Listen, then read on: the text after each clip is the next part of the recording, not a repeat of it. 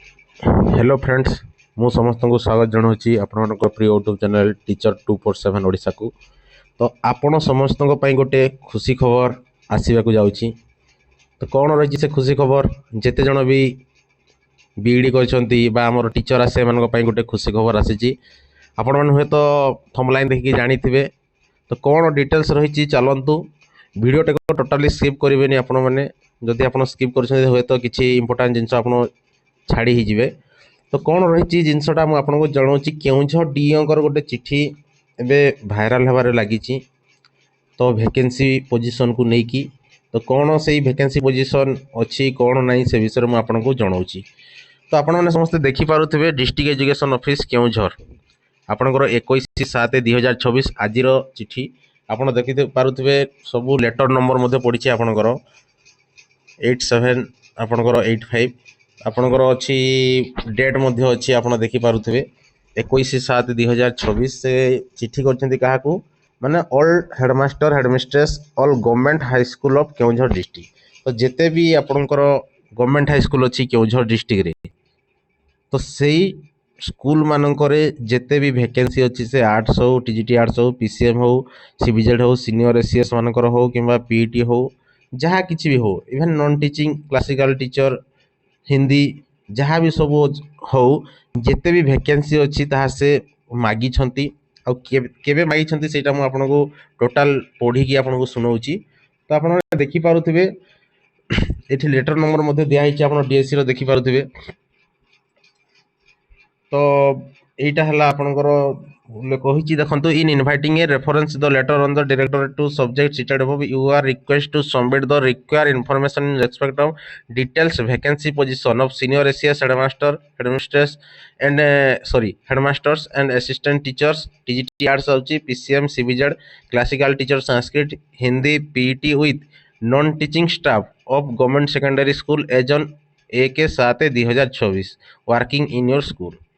तो 1/7/2024 पर्यंत जिते जन भी आपणकर स्कूल रे वैकेंसी अच्छी जिते वैकेंसी अच्छी देवाई से गोटे से देखो कौन कही ना as per the format enclosure before 22/7/2024 positively without fail through special messenger at the government establishment section for necessary action at this end end onwards transmitted to director intimate.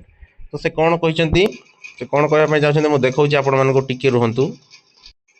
तो से कौन कहला ना 1/7/2024 तो 1/7/2024 पर्यंत आपंकर स्कूल रे जिते भी वैकेंसी अच्छी से आपणकर सीनियर एसीएस हो कि आपणकर आर्ट्स हो कि आपणकर पीसीएम हो कि आपणकर कौन सीबीजेड हो कि आपणकर हिंदी हो कि आपणकर पीटी हो कि आपणकर संस्कृत हो जिते भी पोस्ट आपणकर 1/7/2024 पर्यंत माने वैकेंसी अच्छी खाली पड़ी पदवी गुड़िक। तो सहीटा आपको केते तारीख भितर देवाक कहते से 22/7 आप देखिपे ये जे आपंकर 22/7/2024 तारीख भितर आपको देवाक पड़ो माने काली हूँ तार लास्ट डेट। यहाँ कौ डिस्ट्रिक्ट तरफ आना डिस्ट्रिक्ट एजुकेशन ऑफिस केउझर तरफ आसी ठीक सेमती अन्य डिस्ट्रिक्ट मानक आसुव। तो यहाँ जेहेतु गवर्नमेंट हाई स्कूल टीचर मानकर कथा कह तो आम मैंने आशा करवा जे किछि दिन मध्य किछि मास मध्य जेहेतु आग को पंचायत इलेक्शन आसूची समस्ते चाहते जे किछि ना किछि पोस्ट बाहर। तो मैक्सिमम चांस जे आपनकर रेगुलर हाई स्कूल टीचर किछि दिन मध्य माने आसवा को जाउची। तो सेथिपई जो माने भी प्रिपेरेसन करूछंती बा प्रिपेरेसन होगा चाहते आम चैनल माध्यम आपण हो पारे आम आपण फ्री ऑफ कॉस्ट आपणकर प्रत्येक सब्जेक्ट एमसीक्यू विथ आपणकर कॉन्सेप्ट डिटेल्स आलोचना करूँ। तो आपण मैंने समस्ते चैनल टी निहाती भाव में सब्सक्राइब करेंगे एवं सांग मानक आपणकर लिंकटा पठेदेवे जमीती कि से जानीपारे। तो आपको देखा रुहतु ये आपको देखो मगाही सब कौन ना वैकेंसी गुड़ाक। तो ये देखो आपणकर सैंक्शन स्ट्रेंथ आप मेन इन पोजीशन इंक्लूडिंग डिप्लॉयमेंट आपणकर जो मैंने डिप्लॉयमेंट जाइछंती है अन्य स्कूल को जाइछंती 1/7/2024 सुधा आपणकर केते जण आपणकर मेन इन पोजीशन रे अछंती ଭ୍ୟାକେନ୍ସି ପୋଜିସନ୍ ଆପଣଙ୍କର 1/7/2026 ପର୍ଯ୍ୟନ୍ତ କିଏ ଯଦି ଦେଖନ୍ତୁ ସବୁ ପୋଷ୍ଟ ଆପଣ ଦେଖିପାରୁଥିବେ ଯେ ଆପଣଙ୍କର ଆର୍ଟ୍ସଠୁ ନେଇକି HM ଠୁ ନେଇକି PCM CBZ ସାଂସ୍କ୍ରିଟ ସବୁ ଅଛି। ଆପଣମାନେ ଭାବନ୍ତୁନି ଯେ ଖାଲି ଆର୍ଟ୍ସ ଆସିବ କି ଖାଲି ମାନେ ସାଇନ୍ସର ଯେଉଁ PCM CBZ ଏମିତି ସବୁ କିଛି ଆସିବ। ଆପଣମାନେ ଯେଉଁମାନେ ବି BED କରିଛନ୍ତି ଗ୍ରାଜୁଏସନ୍ ପରେ ବା PG ପରେ ଗ୍ରାଜୁଏସନ୍ ମାନେ BED କରିଛନ୍ତି ତ ଆପଣମାନେ ବହୁତ PGT ଏବଂ TGT ପାଇଁ ପ୍ରିପାରେସନ୍ କରନ୍ତୁ, କାହିଁକି ନା ଆଗକୁ ଯେହେତୁ ମାନେ ଆସୁଛି ପଞ୍ଚାୟତ ଇଲେକ୍ସନ୍ ନିଶ୍ଚୟ ଆପଣମାନଙ୍କ ପାଇଁ କିଛି ନା କିଛି ପୋଷ୍ଟ ବାହାରିବ। ତ ଆପଣମାନେ ସିଓର ହେଇଗଲେ। ଏଇଟା ହେଉଛି ଆମ କେଉଁଝର ଡିଷ୍ଟ୍ରିକ୍ଟର କଥା ବା କେଉଁଝର DO ଅଫିସର କଥା। ଠିକ୍ ସେହିପରି ଭାବରେ ଅନ୍ୟ ଡିଷ୍ଟ୍ରିକ୍ଟ ଗୁଡ଼ାକ ମାନଙ୍କର ମଧ୍ୟ ଆସୁଥିବ। ତ ଆମେ ଆପଣମାନଙ୍କ ପାଇଁ ଆଣିଦେବୁ ବିଭିନ୍ନ ପ୍ରକାର ମକ୍ ଟେଷ୍ଟ ମଧ୍ୟ ଆସିବ ଆମର ପରବର୍ତ୍ତୀ ସମୟରେ। ଏବେ ଆମେ ଆପଣଙ୍କ ପାଇଁ RHT ସିରିଜ୍ ଆଣିବୁ। RHT ସିରିଜ୍ରେ ଆପଣଙ୍କର MCQ ପ୍ଲସ୍ ଆପଣଙ୍କର କନସେପ୍ଟ ରହିବ।